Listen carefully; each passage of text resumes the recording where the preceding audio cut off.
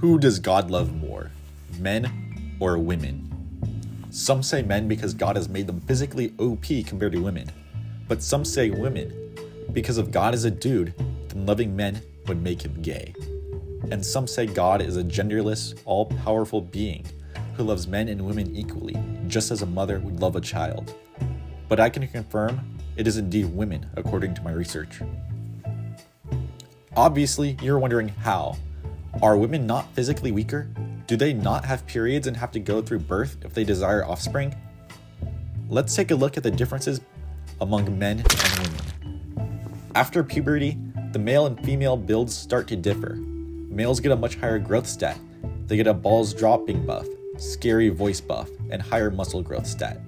So it seems they win because in comparison, women get a nerf every month and their growth and muscle growth stats are much lower. Obviously, their one benefit is that they can produce new units, but even then they need help from a man and are subsequently nerfed for 9 months and go through unbearable pain to deliver a unit with base stats of 0. But there's one thing that you're missing: their water percentage. An adult woman, on average, is only 50% water, while an adult man is 60% water, which is a massive nerf to the man build. That extra 10% water is almost debilitating.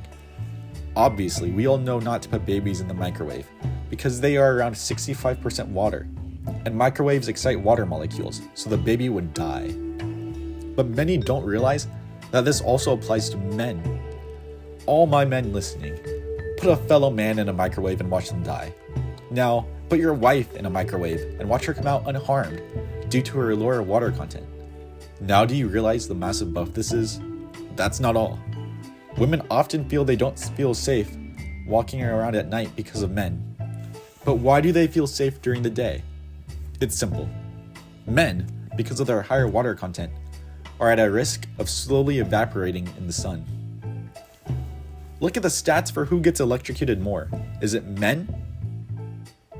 Well, yes, it is men, because they are water, and water and electricity are a deadly combination. Most importantly, every time a man gets his dick sucked, he is quite literally risking his life. Because of his higher water percentage, there's a chance that his partner will simply slurp him up through his dick like water, and he'll simply be gone. Rest in peace, men. Now you know.